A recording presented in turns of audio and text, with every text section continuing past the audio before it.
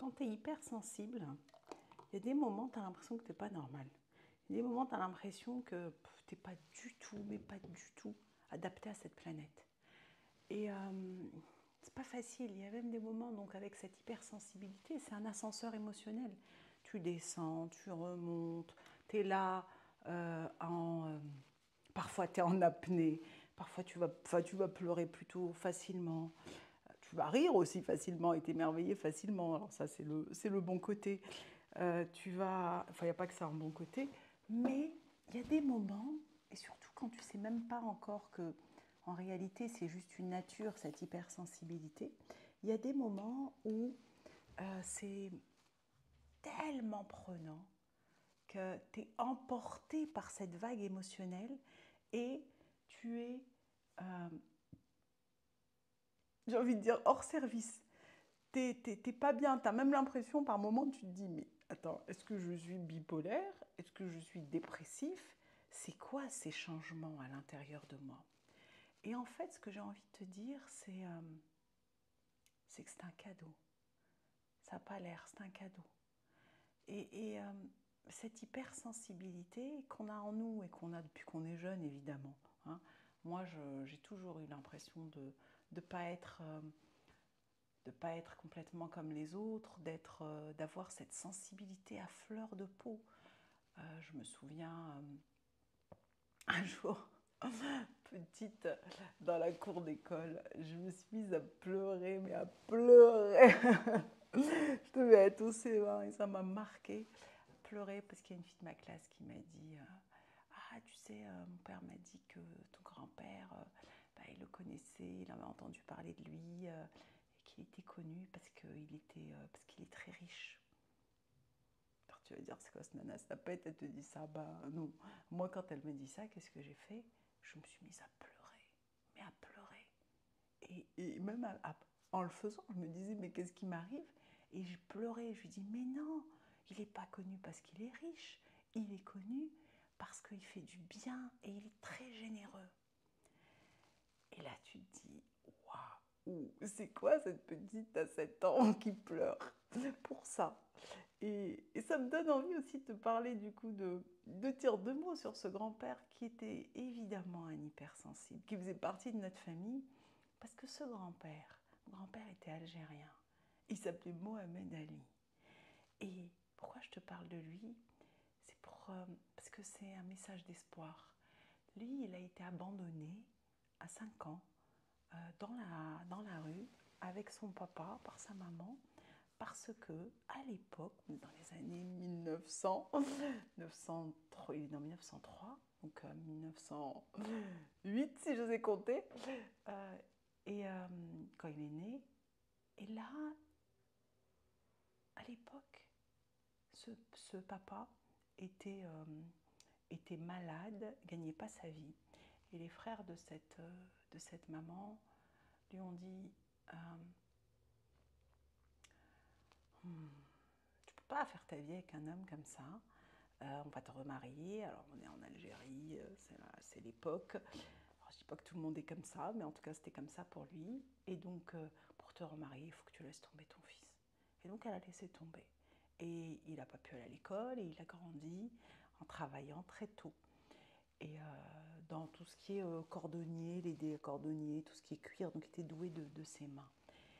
Et cet homme-là, ensuite, donc a travaillé, n'a pas été à l'école, a été autodidacte, s'est construit tout seul. Et il est vrai qu'il il a très bien gagné sa vie, il a beaucoup œuvré, c'est ce qui me touchait. Et même à un moment dans sa vie, ça s'est retourné et il a aidé sa maman et les enfants de sa maman qui avaient refait de sa vie financièrement. Et cet homme-là aussi, ce courage qu'il avait, pour moi il est incroyable, il est hors du commun. Il a épousé, il avait d'abord une première femme algérienne et il a épousé ensuite ma grand-mère qui s'appelait Mathilde et elle qui était catholique, pied noir catholique. Et en pleine donc, période au départ d'Algérie française et ensuite d'Algérie indépendante. Et je me dis, waouh, quel courage, quel courage. Et en même temps, il œuvrait, donc c'était un musulman dans sa religion, pratiquant, et ma grand-mère avait fait sa communion et compagnie. Alors ça n'a pas été simple, hein. Ça n'a pas été simple, évidemment. Elle a été au départ reniée par sa famille, et puis et puis ensuite, c'est la guerre, quoi. Et la guerre, et tu as des enfants qui ont les deux camps, horrible, quoi, qui sont insultés des deux camps, de part et d'autre, et donc, et rejetés. Hein. Et moi, donc, dans mon histoire à moi, au-delà de ma propre histoire familiale, je porte donc dans mes cellules l'abandon et le rejet. Et, et pourquoi je te parle de ça avec l'hypersensibilité? Parce que en réalité, c'était deux hypersensibles qui ont transformé ça en œuvrant, en ayant ce courage, dans l'amour, dans l'accueil de l'autre, de la différence. Et ce que j'ai envie de te dire, c'est que c'est normal d'être déstabilisé quand on est hypersensible. C'est normal que quelque chose, on va dire pour l'extérieur, c'est un rien, pour nous, c'est pas un rien, va nous toucher. Et en même temps, c'est ce qui fait qu'on a des antennes et qu'on est très empathique. Et c'est en ça que moi, j'en ai fait mon métier. C'est devenu quelque part, j'ai envie de dire, ma zone de génie, de talent. Parce que cette hypersensibilité, elle est évidemment, petit à petit, j'ai appris à la mettre à mon service. Ça n'a pas été facile, hein, parce que si tu connais mon histoire, moi, j'ai pris conscience tardivement que j'étais dépendante affective. Et, et donc, je dépendais affectivement de l'autre. Et donc, quand tu es hypersensible, c'est exacerbé. Tu as le mode anxieux en puissance, c'est insupportable. Pour toi déjà. Et ce qui est magnifique là-dedans, c'est que quand tu apprends à apprivoiser cette hypersensibilité, tu apprends à rester ancré. Parce que sinon, un rien te push et te prend. Là, tu commences à transformer ta vie. Et évidemment, quand tu apprends à la tourner vers toi, à écouter cette intuition énorme que tu as en tant qu'hypersensible, à être à l'écoute de ton cœur, là tu recrées de la connexion et tu es à l'écoute de ton âme, et tu es à l'écoute de ton être. Et là tu ne vis pas la même vie.